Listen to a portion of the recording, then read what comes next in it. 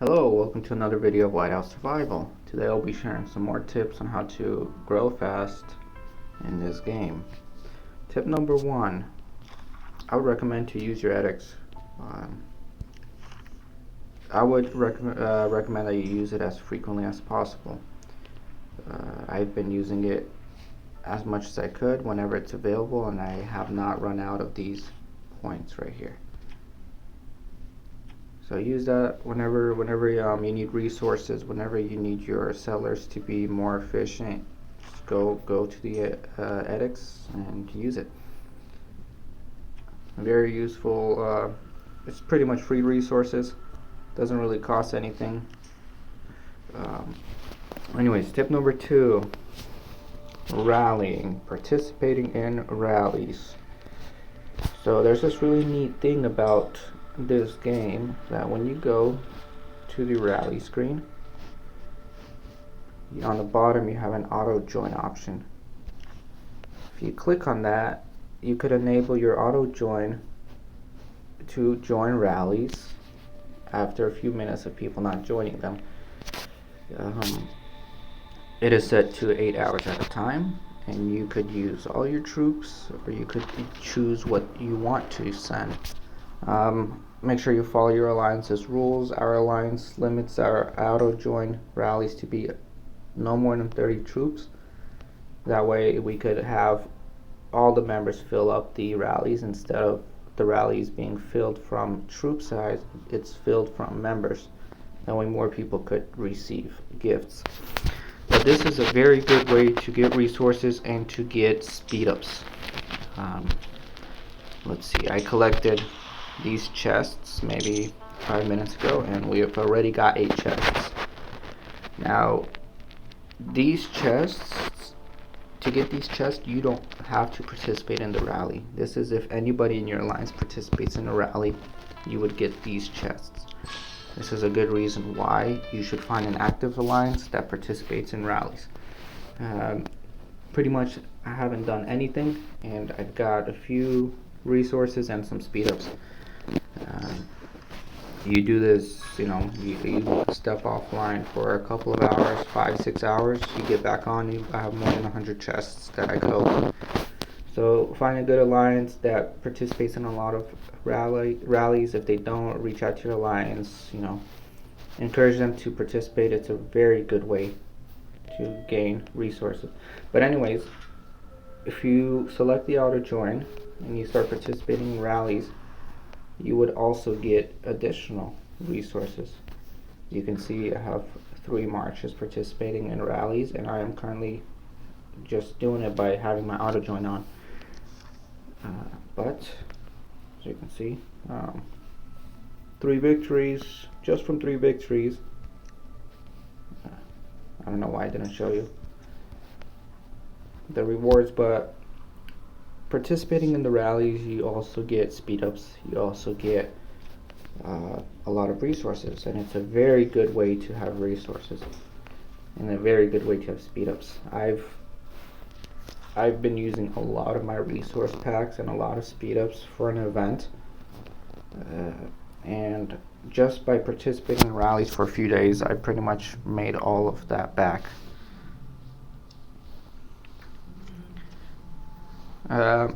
So participating in rallies. Another tip is constantly do your events. If you go to the event section, you could find it on the top right of the screen, and you go to the calendar, you could see all the events and the future planned events. For example, right now we have a develop new event. You could click on it and press go, or you could look through these tabs on the top and find it. And as you can see, just by completing the objectives, I could get almost 5,000 diamonds and a few books. Pretty good, pretty easy.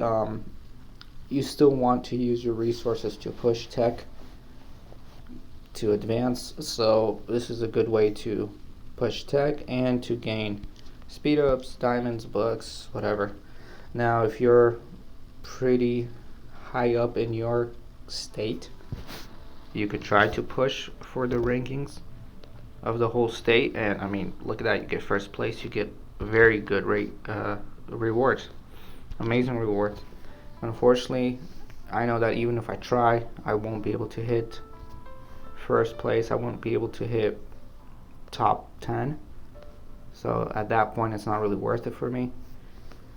But yeah, participate in your events. For example, we're doing the speed up event for the resources. Another tip, if you are participating in that event, um, before you use your resources, just make sure that you got all of the helps you could get from your alliance. That way you could save some of your resources. So I'm just waiting for my alliance members to kind of finish helping, and then I'm gonna use my resources. So that's that. Let's do that. Another, I guess, bonus tip I want to talk about. So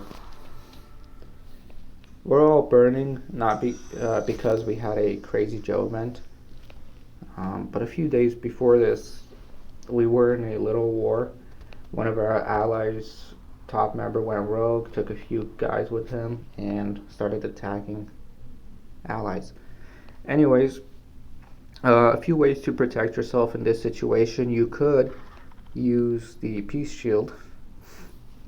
As you can see, I have three 8-hour peace shields. You could use peace shields and people won't be able to attack you. The problem is these peace shields are kind of expensive and kind of hard to get.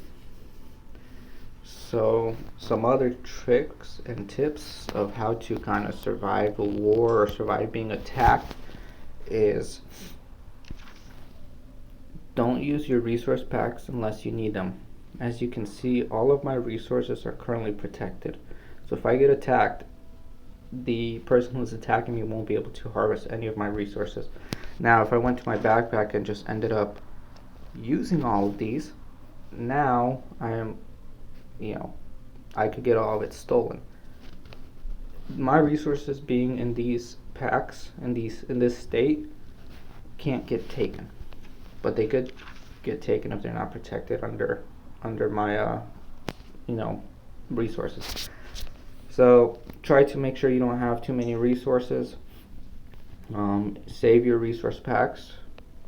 Now, if you do get attacked, some ways you could protect your troops without using the bubble is by sending them to an alliance banner or a fortress. If I garrison this alliance banner and I send all my troops, the troops that are in the banner, when I get attacked, the troops that are in the banner are going to be safe. So when whoever's attacking me attacks and my troops are in the banner, he won't be able to cause any damage. He won't be able to my troops, and he won't be able to steal anything. The only thing he's really going to do is just damage my wall. And it's going to take a very long time to zero this wall. But anyways, that's the only thing he could do. So as long as the enemy is not neighboring your territory, he won't be able to attack this alliance banner. So you'll be safe in the alliance banner. You'll also be safe if you go to a fortress.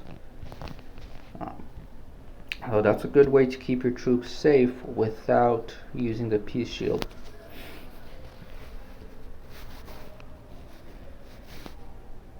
Yeah, I think that's it. That's all I have to say for now. And just participate in the rallies. Use the auto feature. If you go to bed, turn on the auto feature. By the time you wake up, you'll probably be participating. You would have participated in a lot of rallies. Keep yourself safe.